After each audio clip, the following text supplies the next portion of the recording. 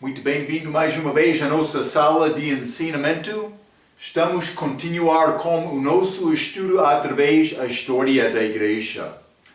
Entramos este período depois da reforma ligado com Apocalipse capítulo 3, a igreja de Filadélfia, mais estes anos 1700 até a cerca de 1900. Ligado com esta igreja porque foi dado uma porta aberta realmente por homem estimar e procurar dar aos outros a palavra de Deus. Isso aconteceu durante este tempo, a grande era de pregação. Entramos falando sobre missionários enviados aos vários lugares. Esse William Carey, a Índia.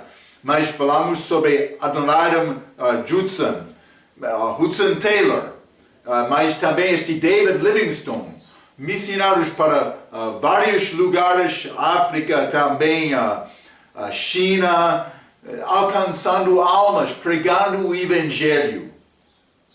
Iniciado destes morávios, grande coragem daqueles homens que saíram da casa, saíram da cidade, saíram do povo da igreja, faramento num mal, mas bebem outro, pregando Jesus, tentando alcançar pessoas com o Evangelho. Grande liberdade foi ganho por este período deste Filadélfia. Mas este primeiro despertamento aconteceu em Europa, especialmente em Inglaterra, mas também América. Começou a América do Norte. Falamos no nosso última vez, acabando este período, com alguns homens de Inglaterra. Falamos sobre este Nathaniel Evans, homem que pregou com um olho, mas foi com o espinho de carne dele, mas lembrou-se sobre os dias antes da salvação dele. Mas então vamos abrir os nossos livros até a página 99 para continuar com o nosso ensinamento. Acima desta página vamos achar este trabalho nacional, a linha 2. Já falamos sobre Nathaniel Evans, mas este evangelista Billy Bray. Mas ele foi salvo da vida do pecado pela leitura de um livro de este John Bunyan, que sofreu na prisão, e imediatamente começou a pregar. Bray disse das suas críticas, isso é valoroso. Eles disseram que eu era louco, mas o que eles deviam ter dito é que eu sou um homem feliz. Ele disse, quando eu sigo o caminho, levanto o pé e diz glória. E levanto outro e o outro parece estar dizendo amém. Como ele andou, ele está dizendo mais. Glória, amém, glória, amém. Foi a anda dele. Mas, como é que ele podia dizer isto? Ele teve Cristo. Ele teve glória na vida dele. Ele teve rezar o propósito para viver também vitória sobre a morte. Já resolveu este assunto do pecado. Então ele andou com alegria. A maneira em que Deus quer nos andar. Ele disse, eles pensam que eu sou louco? Não, eles não sabem o que aconteceu no meu coração. Está a ver? Então, mas este outro homem, George Mueller, já falamos sobre este homem outras vezes, homem que iniciou casas de orfanato, já? Mas, desculpe, orfanato, sim. Mas este homem foi grande homem de oração. Eu já dei exemplo uma vez em que ele estava a faltar leite. E também Paulo mais orou, carro levando leite, variou ao lado deste orfanato dele. Ele chegou com leite para dar aos órfãos. Também este Paulo, padeiro, chegou dizendo, mas temos mais ovos do que podemos usar.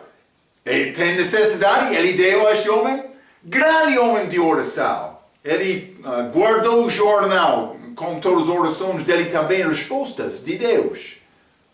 Ele determinou no início do ministério dele para viver pela fé e não falar com outra pessoa sobre as necessidades dele. Falou só com Deus.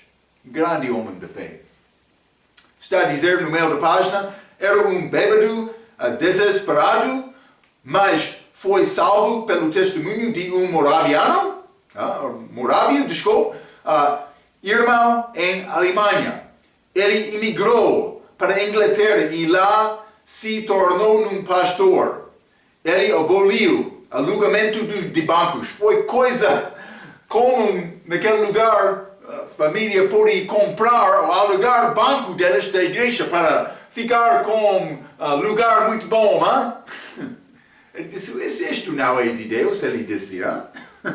Foi maneira para ganhar dinheiro. Deus não quer isto. Mas ele aboliu isto.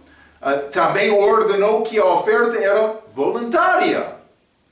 Uma ideia revolucionária naquele tempo. Sempre estou a dizer, cristão é obrigado para dar dízimo abaixo de graça. Deus quer a pessoa dar com alegria. Deve aprender isto um pouco. Deus quer ajudar-te. É sacrifício, sim. Sei isto. Mas também, Deus pode abençoar isto. Ele quer devoção. Ele vai provar a nossa fé. É exatamente isto. Então, mas ele é bem conhecido por estabelecer vários orfanatos. O primeiro em 1836 e orando literalmente por milhões de dólares para sustentar o ministério. Em 1871 foi documentado que 23 mil órfãos viveram e foram educados no orfanato de Müller.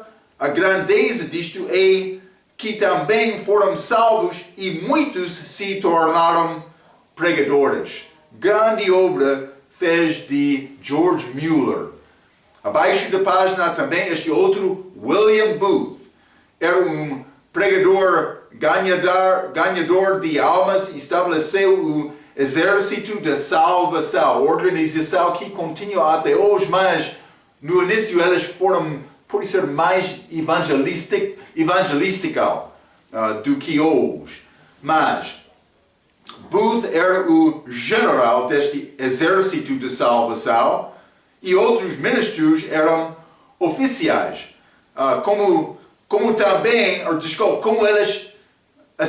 eles organizavam reuniões de salvação enquanto providenciavam sopa para os pobres. Uma parte do ministério, dar o evangelho, dar sopa também.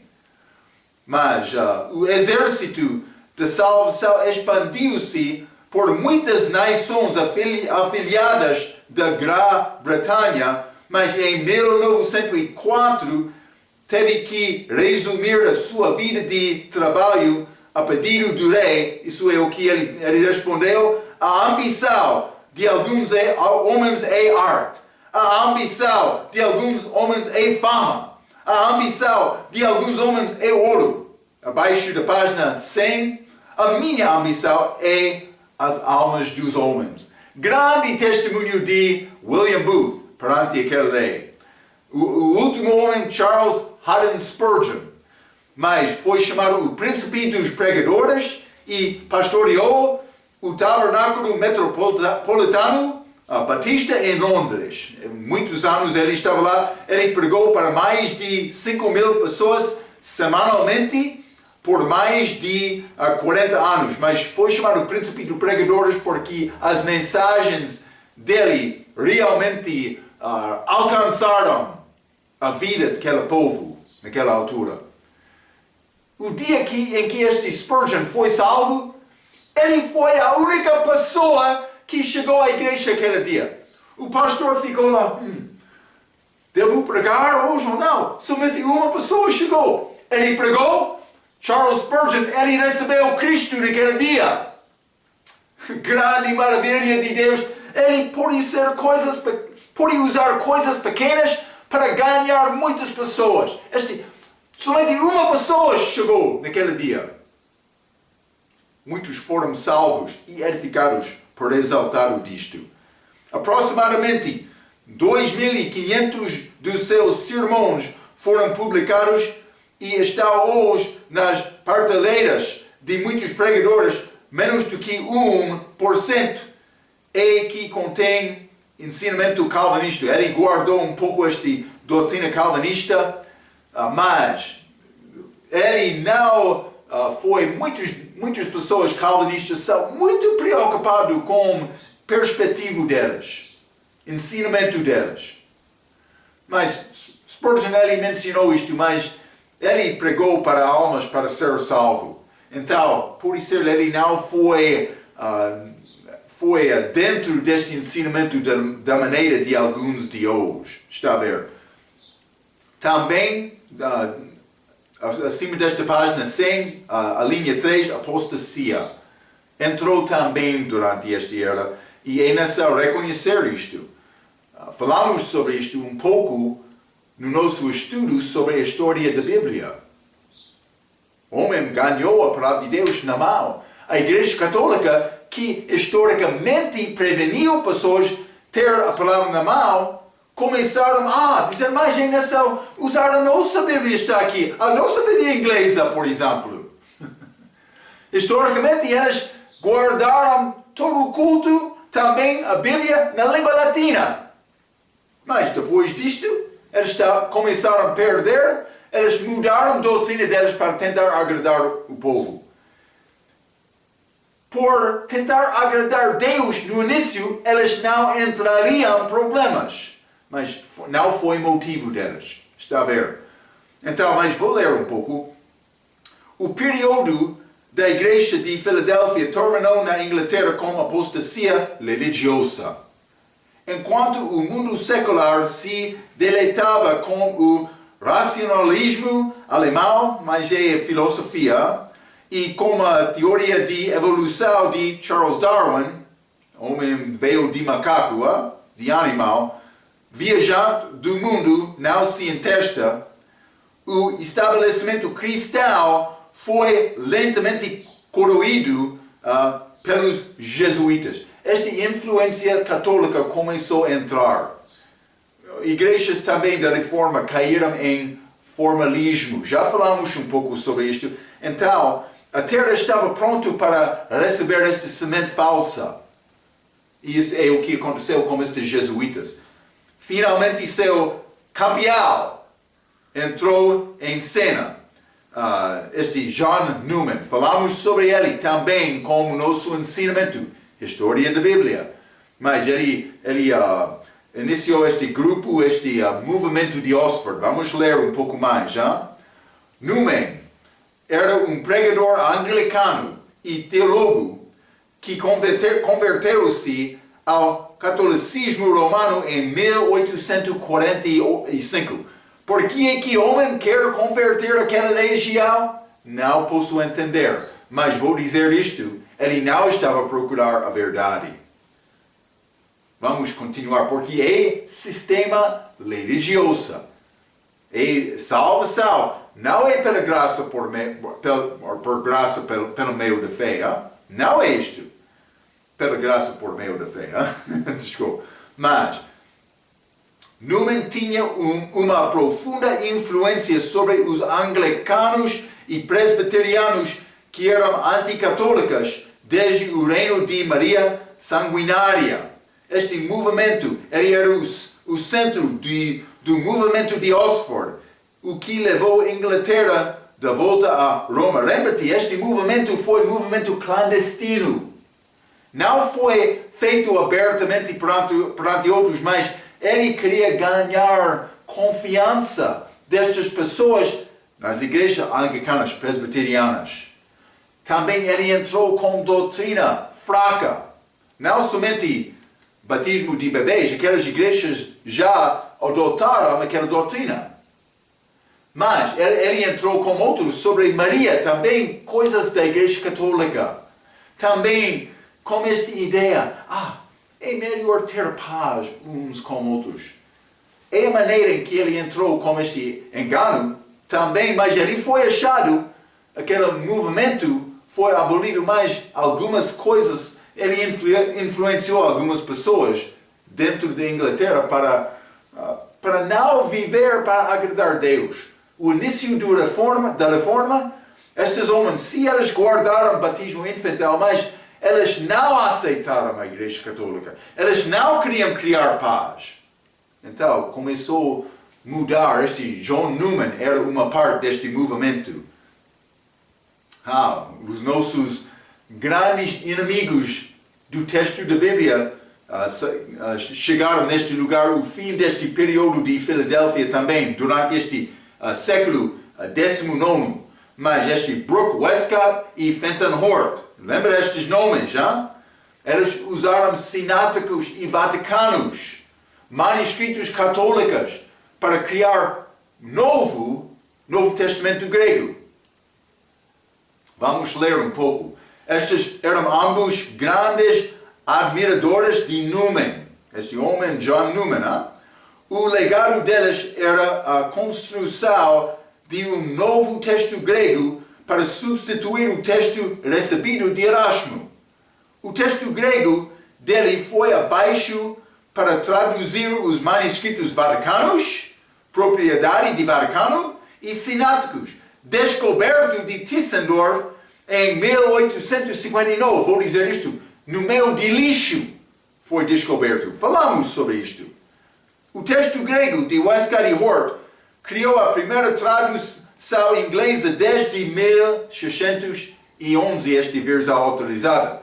Mas o que é este novo tradução chamado a Revised Version, mas versão revista na língua portuguesa, que foi publicado entre 1881 e 1894. Também a versão revista é geralmente chamada uma revisão da versão autorizada, mas era completamente uma nova tradução de um texto grego diferente. Lembra-te, aquela versão autorizada foi adotado do texto recebido usando o texto de Erasmo, texto da Reforma, texto em que ele achou erros do texto desta Igreja Católica. Ele achou grandes diferenças. E a razão, Deus abençoou aquela versão autorizada. É estimado como o rei de versões.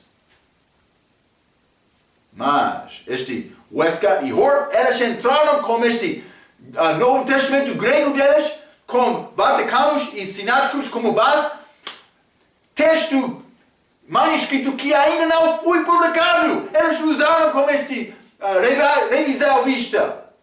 Eles usaram sem ser publicados, sem dar oportunidade aos outros educados daquele dia para examinar aquele texto, para dizer, sim, é texto bom, certo ou fraco. Eles não fizeram isto porque não foi publicado. Simplesmente eles entraram dizendo, temos manuscritos mais antigos, devem ser melhor do que outros. Eles não examinaram, eles não concordam uns com outros. Como é possível ser a verdade? Porque são diferentes. A verdade é única. Eles entraram desta maneira. Grande tristeza. Mas esta influência do movimento Oswald, Igreja Católica, também este formalismo da Igreja em que homens foram satisfeitos com religião e não a verdade, então a terra foi pronta para receber. Vou dizer isto, quando o homem quer a coisa de Deus, ele vai verificar coisas. Mas estes que fizeram este versão revista, eles não queriam a verdade. Eles aceitaram estes manuscritos fracos. Grande tristeza daquela. Vou continuar a ler. Mas o legado deles era a construção de um novo texto grego para substituir o texto recebido de Erasmo. O texto grego deles foi abaixo para traduzir os manuscritos vaticanos, propriedade de Vaticano e sináticos, descoberto por Tischendorf em 1859.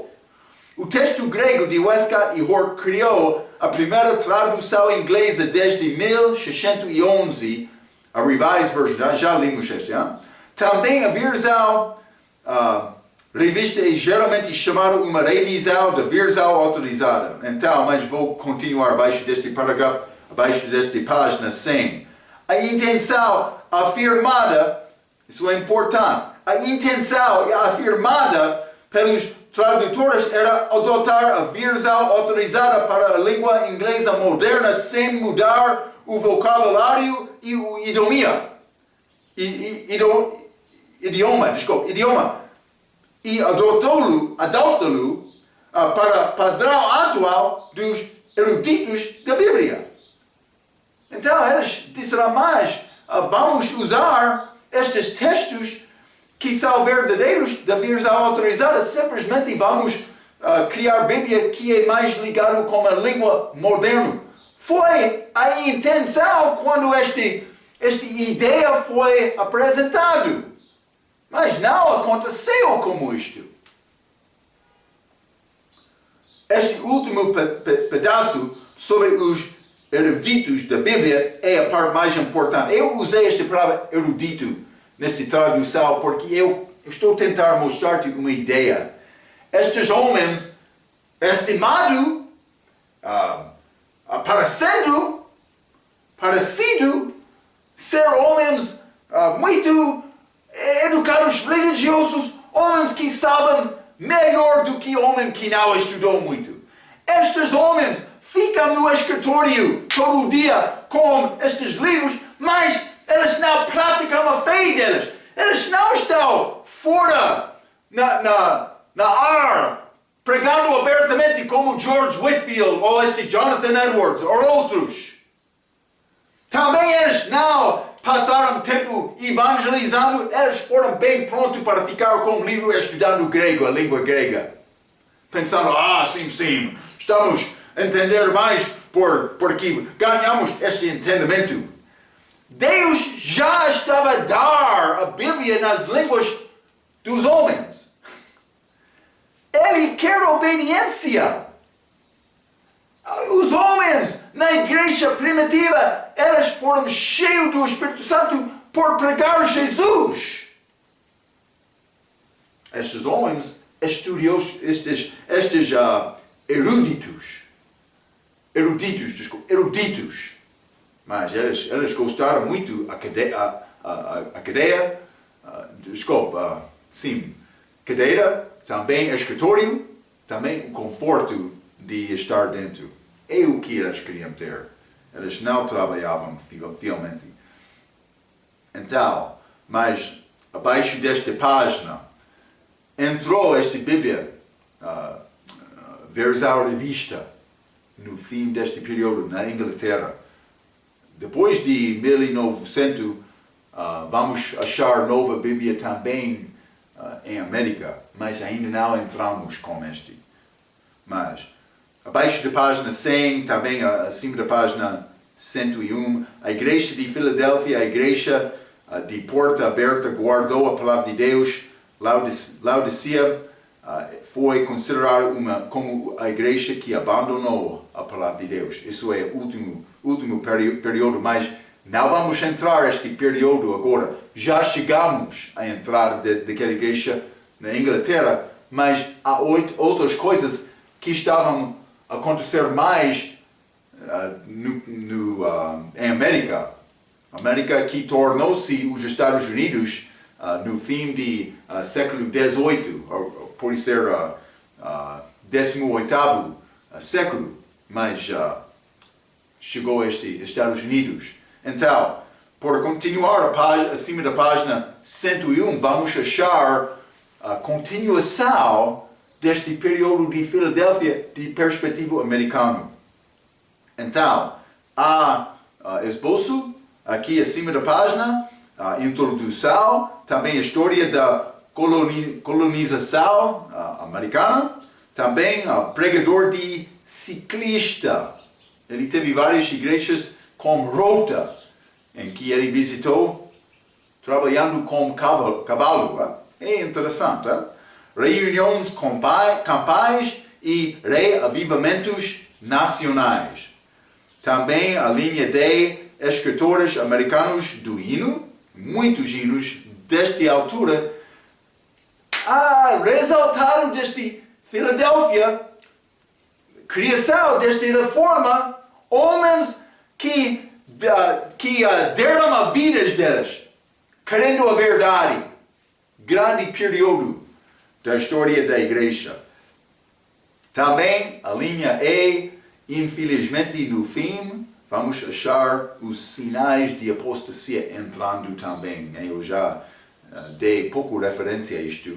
Vai ser nova versão depois do fim do século XIX, mas este Apocalipse, sobre esta igreja de Filadélfia, Apocalipse capítulo 3, nesta página 101, não vou ler novamente, já limos este, mas simplesmente quero lembrar-te, Filadélfia não foi reprovado do Senhor, também eles foram dados, a Bíblia diz, porta aberta.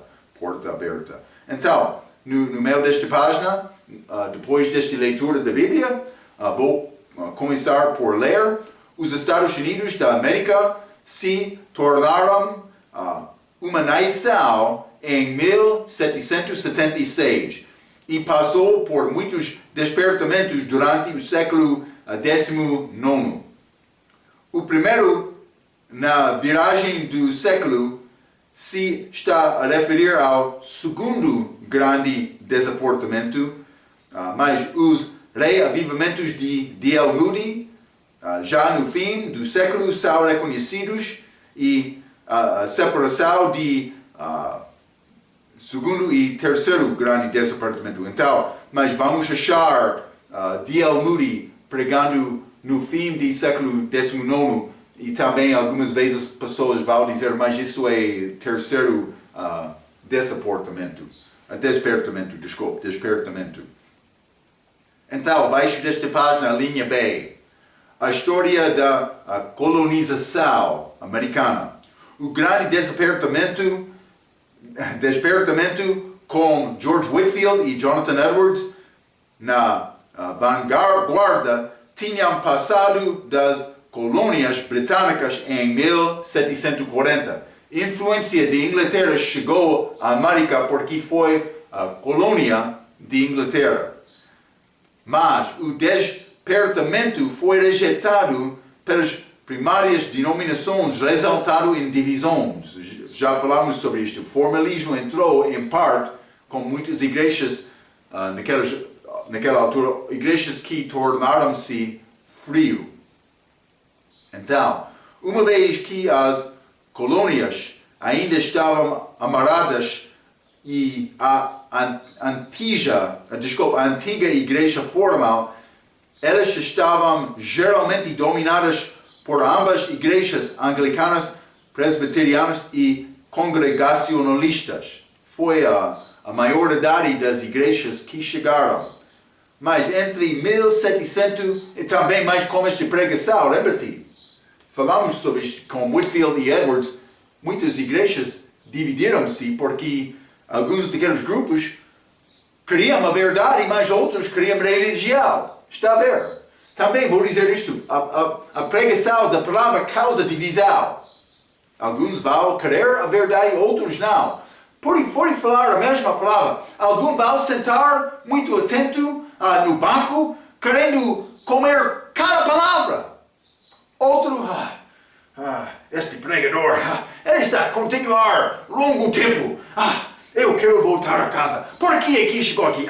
Sou um pouco inconfortável. O corpo é fraco neste banco. Mesma pregação. Pode ser recebido em duas maneiras, Outros olham o relógio mais do que o pregador. É triste. Mas, então esta influência entrou. Acima desta página 101 e também, abaixo 101, acima da página 102, entre 1762 e 1794, 84 igrejas batistas estavam estabelecidas em Nova York com uma membresia de pelo menos 5.200 pessoas. Virgínia, dominada pela igreja anglicana, tinha 227 igrejas batistas em 1793, muitos, com uma membresia de 23.000. Então, está a crescer muito. Está a mostrar o que estava a acontecer. Esta igreja anglicana dominou Virgínia no fim, mas agora os batistas estavam a chegar, está a ver, hein? Em Connecticut, existiam 124 igrejas batistas com mais de 660 membros.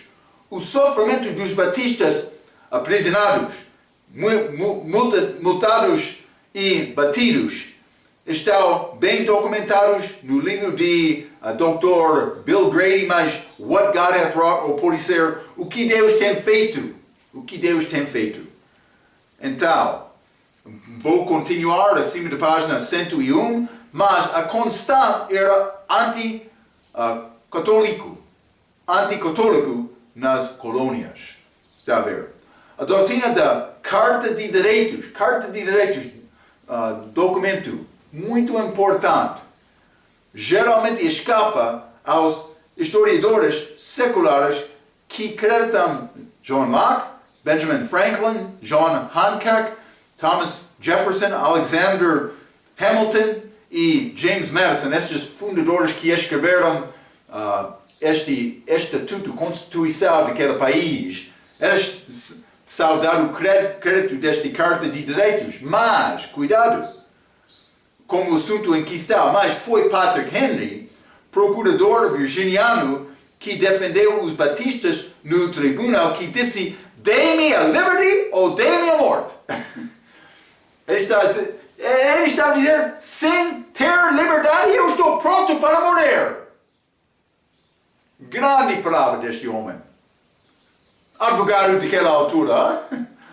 Advogado pensa sobre isto hoje no nosso dia. Não, estes foram homens verdadeiros, que queriam Deus, não todos, mas aqueles salvos sim. Ele defendeu os batistas dentro desta religião. Dê-me liberdade ou dê-me a morte.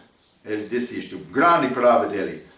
Quando John Adams, Samuel Adams e Patrick Henry sentaram-se no Congresso Continental, a organização dos Estados Unidos como país, eles tinham a forma puritana do governo da igreja local como guia, e eles queriam liberdade.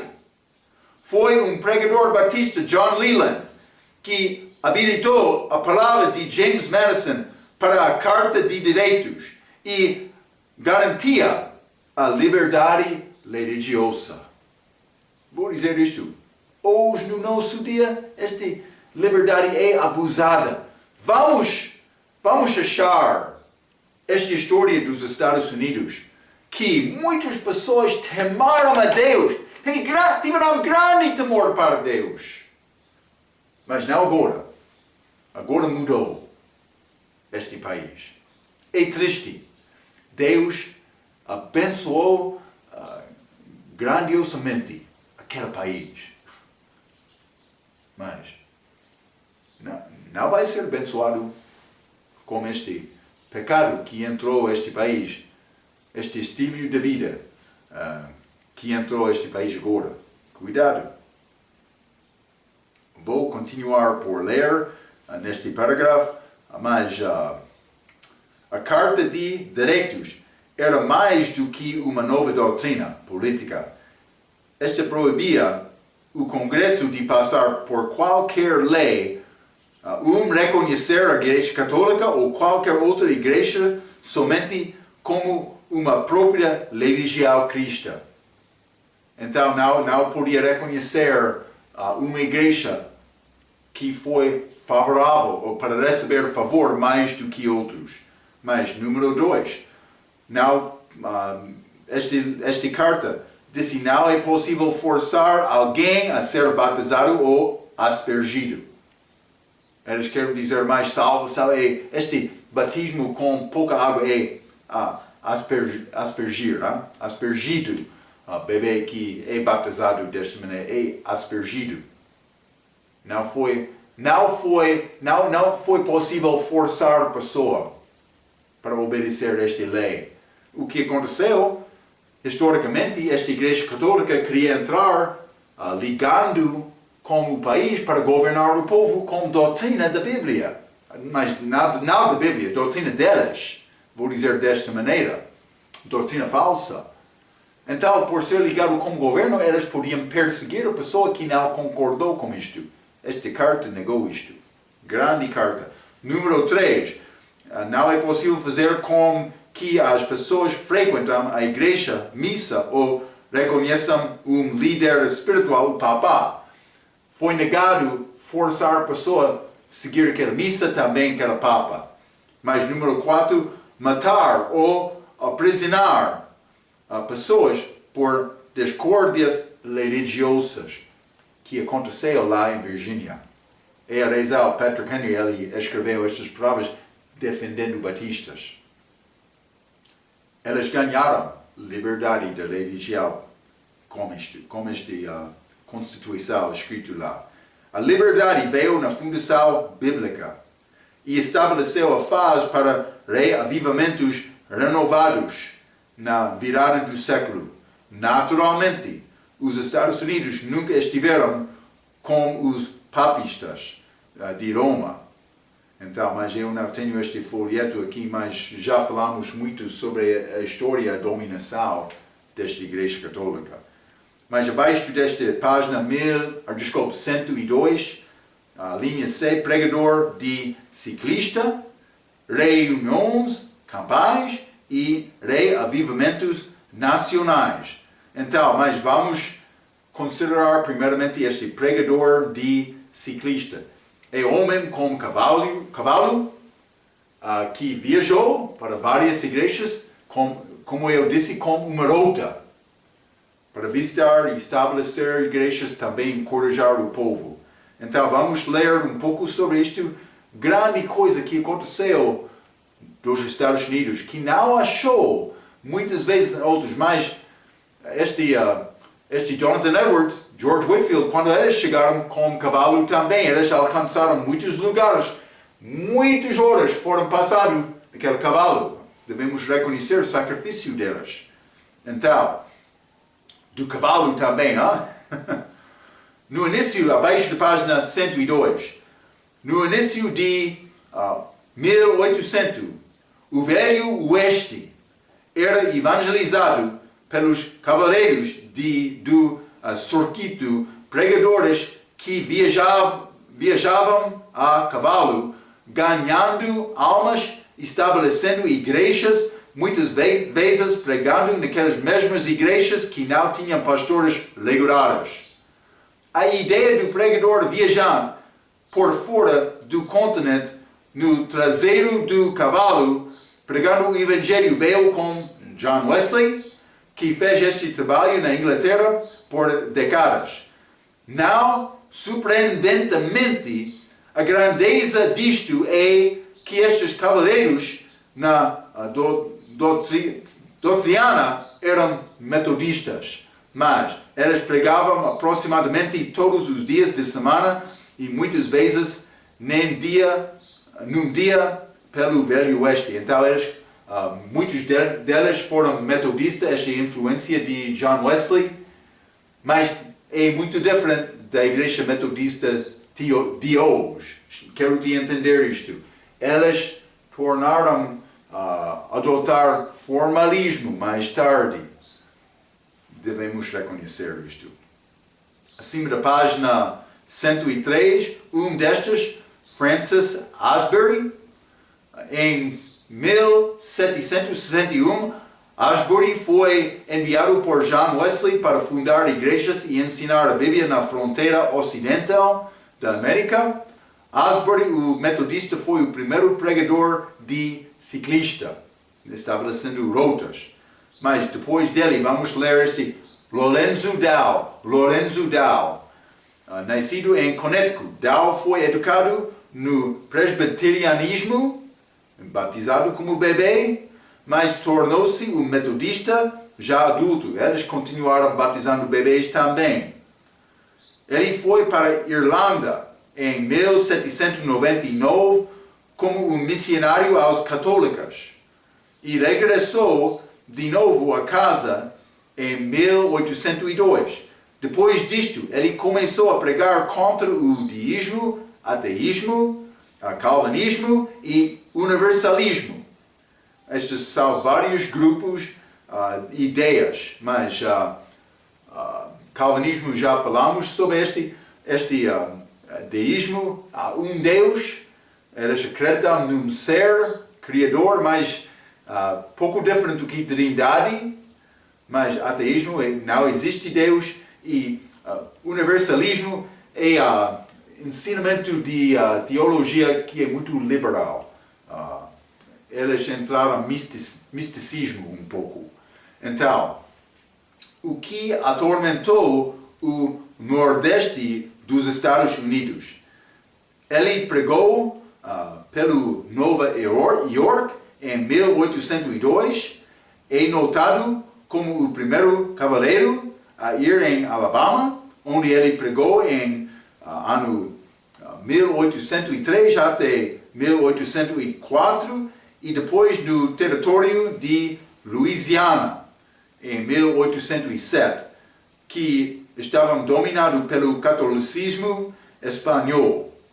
Então, como as igrejas eram frequentemente fechadas para ele, Lorenzo Dow pregava em prefeituras, celeiros e até mesmo em campos abertos. O que aconteceu? Mas ele chegou e eles disseram, nós somos pessoas suaves, usamos palavras suaves e lições. Também gostamos do nosso formalismo. Não está bem-vindo aqui. Este Dow não foi permitido entrar às igrejas deles. Então ele disse, ok, não há problema, como Whitefield, foi Whitefield, que não achou lugar nas igrejas da Inglaterra. Ele disse, mas vou ao campo, vamos pregar no ar abertamente. Mas também estes celeiros, também prefeituras, qualquer lugar ele pregou. Quer pregar? Tem possibilidade. O mundo tem muito espaço para pregar o Evangelho. Ele podia pregar em qualquer lugar onde ele podia agregar a multidão. Está a ver? Ele pregou para os metodistas, batistas, quáqueres, católicos e também ateístas, sendo fortemente oposto pelos jesuítas do Sul, influência católica. Eles queriam impedir este homem. Um pregador influente por mais de 30 anos, o seu nome, Lorenzo, tornou-se um dos mais populares para bebês. E sua autobiografia foi, em um momento, segundo em vendas apenas para a Bíblia. Então, este homem ganhou muito fama, mas fama boa, por fazer este pregação dele. Estes homens, este período, grande período dos Estados Unidos, pessoas ganharam temor para Deus. Vamos achar isto. É muito diferente do que hoje, mas é grande coisa que aconteceu naquele país durante este tempo. A linha B, este Peter Cartwright, este homem muito duro. Ele foi homem que queria ganhar pessoas com força. Vamos ler um pouco. Também metodista, Cartwright é provavelmente o cavaleiro mais famoso. Ele pregou por mais de 50 anos pelo Kentucky, Tennessee e Illinois. Cartwright é conhecido melhor pelas suas aventuras selvagens. Ele notoriamente derrubou um candidato. Ele estava pregando a este homem, e ao ameaçar o homem com um punho cerrado, perguntou-lhe, você não sente o Espírito do Senhor lutando com você? Está a ver? Ele foi uma vez chamado para uma conferência de bispos metodistas e dirigiu-se a ele em grego esperando humilhá-lo. Mas Cartwright respondeu o bispo em alemão que a sua mãe havia o ensinado. O que aconteceu? Muitos destes também, eles foram da mesma denominação, mas como denominação dividida. Este queria humilhar um pouco este Cartwright, mas ele falou como ele na língua de alemão. Também, estes não queriam aceitar, estes eruditos de denominação, não queriam aceitar Cartwright. Ele é homem rude de palavra. Ele não fala com educação como nós, mas quando ele respondeu na língua alemã, este disse, sim, tu és inteligente. Então, mas uma vez que o bispo não entendia nenhum alemão, ele teve que afirmar que o Cartwright passou a prova dele. Abaixo desta página, 103, desculpe, outra conta envolvia uma dança em um hotel rural onde Cartwright estava hospedado à noite. Convidado para dançar, Cartwright concordou, mas pediu ao que tocava o violino para parar, porque ele não fazia nada sem antes orar. Então eles estavam prontos para dançar, mas ele disse, espera um pouco. Eu não vou entrar em nenhuma coisa sem orar primeiramente. Este Cartwright, ele começou a orar. O nosso livro diz Cartwright assegurando as mãos do seu companheiro firmemente. Cartwright orou e orou. O rei avivamento irrompeu no hotel quando os pecadores ficaram sob a convicção do Espírito Santo, começaram a chorar, foram salvos e tiveram a igreja a noite toda. Aconteceu lá com este homem. Grande homem da fé. Ele entrou, não vai parar-me. Quer dançar? Sim, mas vamos orar primeiramente. Cuidado,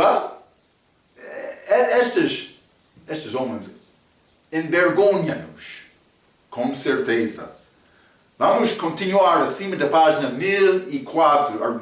104. Este A.B. Earl. Mas este cavaleiro, pouco conhecido, viajou pelos Estados Unidos e Canadá. E acredita-se que conquistou mais de 150 mil almas. Este A.B. Earl. Este Sheldon Jackson, acima da página 104, um presbiteriano e graduado na Universidade de Princeton, já falamos sobre isto um pouco. Jackson tornou-se um pregador de ciclista e pregou em Iowa, Nebraska, Montana, Wyoming e Utah antes de 1860. Ele viajou mais de 1000 milhas por 50 anos. Fundou um enorme número de 886 igrejas e conduziu 77 mil almas para Cristo. Grandes homens de fé. Outros cavaleiros. Ebenezer Loomis viajou primeiramente em Ohio e Michigan, onde muitas igrejas batistas foram fundadas. James Delaney foi um cavaleiro em Wisconsin e Amory Gale ministrou em Minnesota. Grandes homens de fé que determinavam, vamos viajar. Eles ficaram sem lugar certo como apóstolos, viajando toda a vida deles. Lembra-me como aquela paciência dos missionários que chegaram aos outros países passando anos sem convertido. Paciência, perseverança, continuação na fé. Eles ganharam pessoas. Estas reuniões com pais mas nesta página, acima desta página, por isso no meio da página 104, mas grande coisa que achamos dos Estados Unidos, que não foi achado dos outros lugares. Grande crescimento da fé dos cristãos daquela altura. Mas vamos parar aqui e vamos continuar com estas reuniões campais na nossa próxima vez. Grande obra feita destes homens. Mas vai achar histórias incríveis na nossa próxima vez. Vamos chegar a falar mais sobre este segundo grande despertamento na nossa próxima vez. Até aquela vez, pela sua atenção, quero dizer muito obrigado.